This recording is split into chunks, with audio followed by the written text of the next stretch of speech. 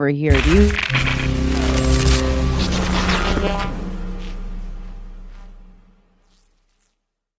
you?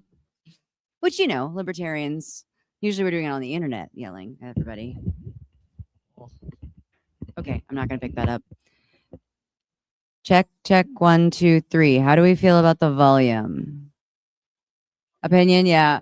Whoever's controlling the volume could make me louder. Is that better? Oh, there's like a, I feel it in the floor now. We're just going to have boom, boom, boom, boom, boom, boom. Anyway. Hi. I guess hi, welcome to you all for coming to the LPPA convention. I guess I'm giving a speech on grassroots activism, or just kind of a little activist training, whatever. I don't know exactly what this is. And what's really funny is I found out I was doing this about 3 hours ago, and I told them I was going to give them a shit for not telling me, because I would say that the first key of grassroots activism is to not overwhelm your activists and to make sure that they know what they're doing. So yeah, anyway, that's a learning experience that we can all have from this.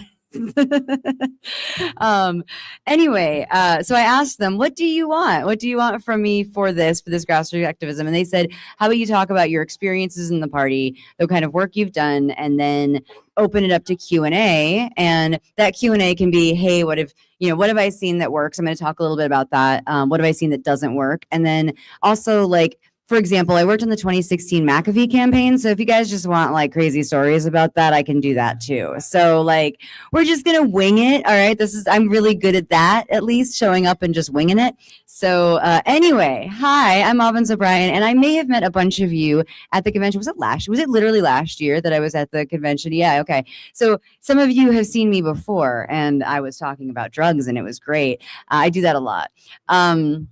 But I'm glad to be back here. I feel like I have a little special relationship with Pennsylvania because I was born here. So woohoo. But we did move when I was like 2 or 3. So my loyalty to Pennsylvania is only so. But anyway, so I'm Avens O'Brien. I grew up actually in New Hampshire with crazy libertarian activist parents who co-founded the state party of New Hampshire and Massachusetts. And then I grew up with, like, I don't know, my parents were kind of in that sort of radical enclave, and I kind of grew up in that space. And so as a result, even though I was born in the 80s, I seem to have like the familial collective memory of the craziness that's been going on in the party since the 70s, because my mother loves to tell me these stories.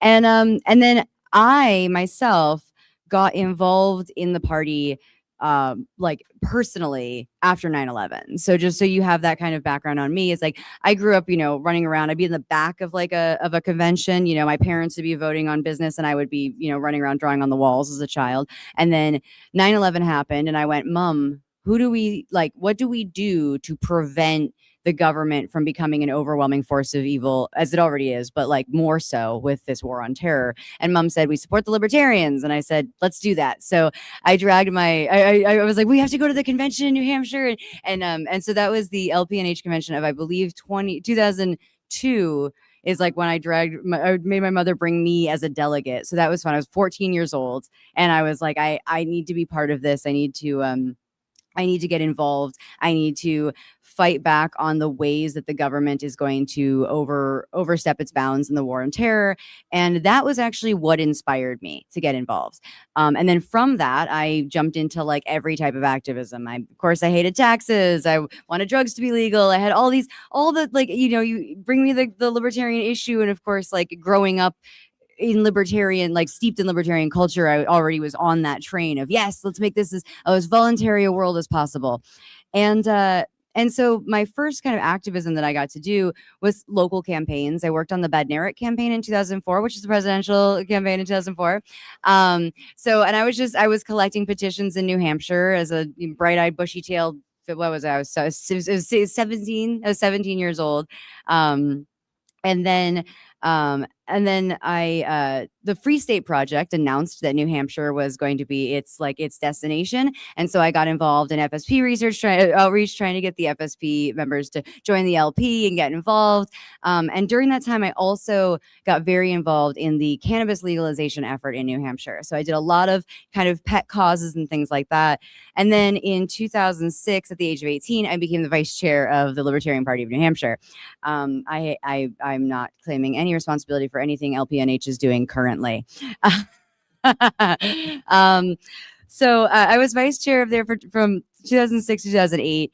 And during that time, from that 2002 activism to 2008 activism, I worked on congressional races, I worked on gubernatorial races, I worked on presidential races, and I was a little shit stirrer in New Hampshire. So maybe there's just something in the water in New Hampshire, because at the time, this is something we're gonna I'm doing the history thing to give you the missteps, which is that in 2008, the National Convention decided to nominate Bob Barr. And I don't know how many of you remember that experience, but I was really pissed off about that personally. And I led a charge to be New Hampshire doesn't comply, which, I've seen echoes of recently.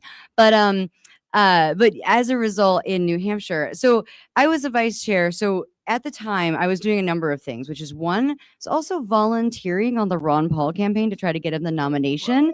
So I was like, okay, even though I'm not a Republican, I'm going to go. And so it was funny because what I did is during the primary in New Hampshire in 2008, I was definitely mixed messaging a little bit because I was going around finding the Ron Paul supporters, trying to get them to vote in the primary for Ron Paul, and also ask them to sign the petition to get libertarian candidates on the ballot, which honestly, combined activism, I was the best petition gatherer in New Hampshire. So, maybe there's something to learn from that, finding things you have in common with people and then working together to make something a reality. But when the LNC nominated, or when the National Convention nominated Barr, I was a little shit stirrer, and I was like, well, this is no good. And so I literally, as vice chair of the LPNH, I basically asked the membership if they wanted to disaffiliate with National over Bob Barr's nomination. And this is something I'm going to actually say. I regret doing that. I guess it was a learning experience, and we didn't, because at the end of the day, I actually took my responsibility as an officer of the party seriously, and I went hey, various activists in New Hampshire, should we do this? What are the downsides? What are the upsides? What are the why should we do this? And ultimately, enough people were like, no, we shouldn't do this. It's going to affect a lot of things, ballot access, fundraising, everything for national. And so I backed the fuck off. But one of the things that we also did, because we were shit stirrers in New Hampshire, is during that convention, during that year, we not only collected petitions for Bob Barr, which I got lots of petitions for Bob Barr to get on the ballot in New Hampshire, but New Hampshire allows you to get multiple candidates on the ballot for the same office for the same party, because New Hampshire is weird. So we had multiple Libertarian Party candidates on the ballot in New Hampshire, and I was responsible for having collected petitions for both of them.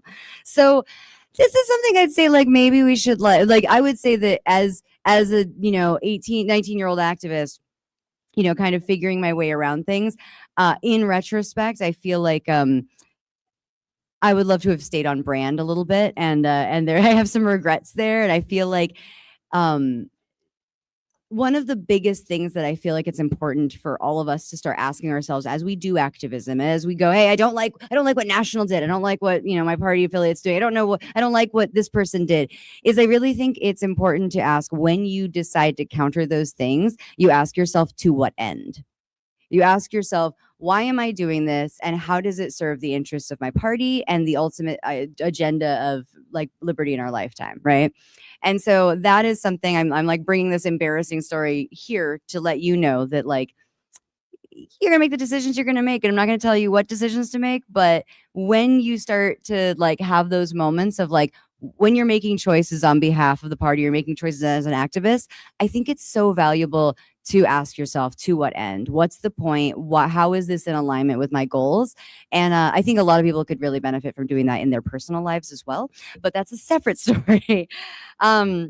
But after that drama with Bob Barr, I took a little bit of a break. I decided to do more activism with single issue coalitions. I did some anti-war activism. I did some legalization activism. I got involved with kind of like local issues. And during that time, I also moved to California, which a lot of people are very confused by. But I had reasons. It's culturally, it worked for me. But then I came back into the party to work on the Johnson 2012 campaign. I also, and that I just, I did some online activism and supported the campaign, etc. And then in 2016, my boyfriend decided to run as the vice presidential candidate alongside McAfee while he was running for our nomination. So I got like a real fun inside look at like the operations, helping Tiffany Madison, who was our campaign manager, run the McAfee campaign, which was a wild ride. And then one of the things that happened is obviously the McAfee campaign did not get the nomination, and we had some drama with that. We had some disagreements with Gary Johnson and his team, and mostly his campaign manager about that. But something I learned differently from my 2008 activism, which is that I sat down and I said, you know what, telling that drama is not is not conducive to my goal to have a Gary Johnson presidency, or at least a Gary Johnson good showing. And so I decided to like put that all away in May and work on the Gary Johnson campaign as much as possible to support his campaign to hopefully get, some kind of meaningful amount of the vote through 2016. So that was one of those things where I had learned very quickly that, you know what, from 2008, I didn't need to be quite the shit stirrer that I was. And in 2016, I just said, you know what I'm doing for the good of the party. I'm standing by our candidate. And after the election was over, I did talk about how I thought like his campaign manager was full of shit, but that was like a separate thing. And I think that that's important to remember, that as we're working as activists, it's important to get out of each other's way when we're trying to accomplish something. And so, sorry, this is a very disjointed speech, but anyway, from that, I then worked on the Bourbon Supreme campaign in 2020, which was very fun. And some people are very confused about that particular segue, but I feel like it was on brand with the McAfee thing. And then, of course, after Supreme did not get the nomination, I worked on the Joe Jorgensen campaign, mostly inspired by Spike Cohen, who is a badass, and I love him. And I hope you all, yes, there we go. I figured that was going to get some love. And then, of course, I worked on the Oliver 2024 campaign. Anyway, the point is, I have done a lot of shit in the party. I've done a lot of working on the presidential campaigns. I've worked on local congressional campaigns, gubernatorial campaigns, collecting petitions, and I'm here to say that it's a slog, and that's okay. It's okay to acknowledge that it's a thankless job, and it's really hard. Like some of it's easy, but like it also requires that people get up and do the thing. And that can be the toughest part of being a grassroots activist, is showing up and trying to find the work that needs to be done, get it done in concurrence with others, and also know that at the end of the day, you'll probably lose. And it's the fucking worst feeling ever. And it just destroys morale. It just really kills you when you realize I'm not going to win. And so I decided right here, this little picture of Ron Paul, and it says the most successful libertarian politician had 3 failed runs for president, but he succeeded in other ways. And I think that's the most important thing to recognize, is that as an activist, as a grassroots activist, we need to adjust our ROIs. We need to what is our indicator of success, and in that we need to find our wins within our losses. And so that can be recognizing each of those campaigns, what we did with McAfee, like we lost our nomination, but I feel like we showed people a different way to communicate about liberty. And then with Johnson, obviously he lost, but people got to see a different side of the different, for lack of a better term, legitimacy of libertarians, because it was like a former governor. And each of these things with Chase Oliver, I know lots of people had their issues with him, but he also brought a different win to libertarians. And each candidate that we have had has brought a different win by the groups that they can speak to and the things that they can do. And so I think it's really important, as we as activists decide what campaigns we're going to work on, how we're going to get up and speak in front of people, either as, the social media teams for political parties, or showing up at your local county fairs and doing like table work and speaking to people. I think it is so important to start thinking about how can I bring a little bit of light to people as they meet libertarians? How can I show them what a libertarian is in a way that makes them interested, that makes them proud, that makes them feel a certain camaraderie with you? Hey, we both hate taxes. Hey, we both hate what the governor just did. Hey, we both hate what just happened here. Hey, we both love liberty. We both have small businesses. We both have children in schools. Whatever the thing is, it's so important to learn how to connect to people and lead them to liberty. And each of those conversations you have, even if they don't join the party right away or anything like that, I think it's important to recognize that those can be wins, to like plant seeds of ideas into people that we meet, that that being there for other activists when they start to get discouraged by the fact that, oh, we lost another election, it can be very good to just be present and be human and be real with people. And that can give us such an incredible advantage and also not kill all of our morale as we go through all of this. And one of the big things I think is important is for this to recognize how we can make ourselves useful. And part of this is that besides all the like working on campaigns that I did, the reason I'm here has nothing to do with those campaigns. The reason that I'm here actually is that they said they want me to come photograph the events. And that is what I do. The reason that I go to conventions all over the country is because I bring my camera and I take photographs of activists. And that has nothing to do with policy. That has nothing to do with like arguing with people about which presidential candidate will be better, or, you know, which issues should we put for first and foremost. Me bringing a camera to events and trying to make people look as good as possible is about showing people something that I believe in. I go, hey, I can make you look good, and that will make the party look good. That will bring people into going, hey, what's this? What is this exciting thing going on? Oh, these people it doesn't look like a Star Trek convention from the 90s anymore. It looks like interesting people doing interesting things, and I want to get involved. It also makes our candidates look more professional. So for me, I found this thing. I started taking photographs at all of these events because I wanted to make myself useful. I'm also, as you can probably tell, I'm very extroverted. So I'm very good at like going to booths and meeting people and talking to them about liberty and getting them to do the world's smallest political quiz and seeing if they'll sign up to be a member or get involved in their local party. Finding your skill set is so important. And one of the other things I used to do on those early campaigns with congressional candidates is it was like 2002. I knew how to design websites. They weren't really good, but none of them were back then. And I would make websites for our candidates.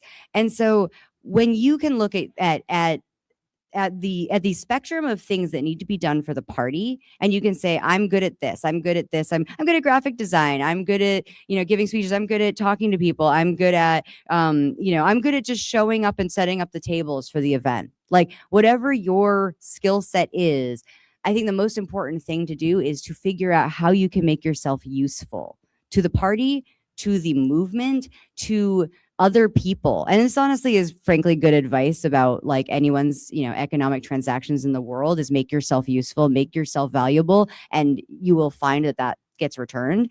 And so in this, my advice for activists is simply make yourself useful and find the things that you can do to make this all better. Did I have another? Oh yeah, my other slide was an Ayn Rand quote that says, the question isn't who is going to let me, but who is going to stop me. And part of this too has to do with like when I started taking photos, my partner Judd was also taking photos, and the two of us were like, we're not going to ask permission. We're just going to say, hey, we're going to take some photos of your event. We just took pictures. And then we said, this is what we're doing. What do you think? And I think that that's a really important aspect, is that there's nobody running the show. I mean, yes, there are elected, you know, the LNC and the state officers and whatever else, but like this is a very decentralized organization. And so find something that you want to do and do it really well, and then show people like, hey, look, I'm doing this thing really well. Like, what you want, do you want it or not? And I think that this is a really good thing for all of us to recognize, is that like, go out there and do your best work and let it be of value to somebody. Did I grab another slide? Oh, I like this picture that said, I only ask to be free. The butterflies are free. This was my presentation I came up with in an hour before this speech that I was supposed to give. But anyway, that is really what I want to leave you with, is the idea that we are all fighting to be free. And in that, we should remember when we're doing our activism, we ask to what end, how to make ourselves useful, how to lead with light, and how to like just be more cooperative and a little bit less assholes. Like I feel like that's the message I'd like to leave with you, lead you with. So on that note, because Brandon told me I was supposed to ask for questions, and like then they were gonna do that. So that is good. And look at that, we're using up the time, so that's great. So with that note, that's my presentation about grassroots activism. And now I will take your questions because hopefully they'll be fun and interesting. And if they aren't, I'll just share stories of John McAfee doing crazy shit. So come on up, ask.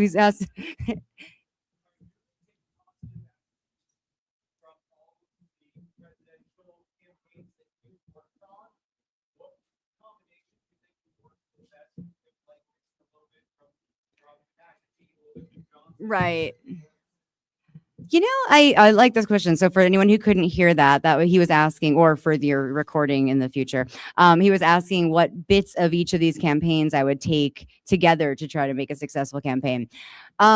So the McAfee campaign, the thing that I loved about the McAfee campaign was, we made these videos to support McAfee. If you haven't seen the videos we've done, they're really fun. I could pull them up at some point if we've got like downtime at the convention, and you can really see the kind of work that we did. We really wanted to excite people. We wanted to interest people. We wanted to engage people. And we wanted people who weren't libertarians to see these videos and go, whoa, what's that? I like that. And so the McAfee campaign really got into this trying to kind of show aspirational videos that kind of explained our concept of liberty and why it was important.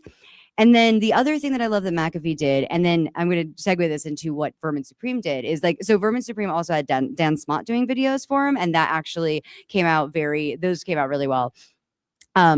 Is like both McAfee and Vermin Supreme had an element of not taking themselves too seriously. And there is an extreme degree of that, which I think both of them probably crossed the line on. And like in that way, I think we need to kind of dial that back. But the fact is, both of them had a fluency with talking to audiences, comfort with the things that they were supporting and what they were advocating for. It was really funny because when I met John McAfee, he had wanted to make his own political party, and then someone had convinced him to join the LP. And I remember having a conversation with him about the non-aggression principle.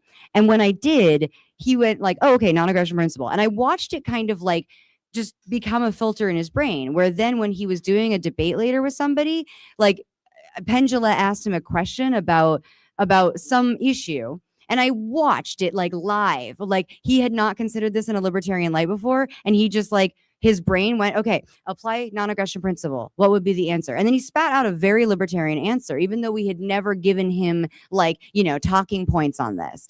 And it was such a really cool moment. And so one, I like our candidates to be really fucking intelligent, because John was like really fucking good at that. But I think it's that so for them, it was that kind of that openness and that casuality with their like with who they were, that they didn't get caught up in being like this kind of stuck in a political answer. And then with Johnson, I mean, the thing that was really cool about Johnson and Weld was theoretically that they were going to raise us a bunch of money because they were former governors, and they knew the real answers to questions like how are libertarians going to run a government? Like they were like, we actually know what it's like to run a government. And in that way, it was so valuable. And I do think that I wish we had more like actually people who'd been elected to office that were running for office, because I really think it is very valuable. And this is why we should support like candidates for lower office, because some of those people will develop into people that can run for higher office, can run for Senate or president and things like that.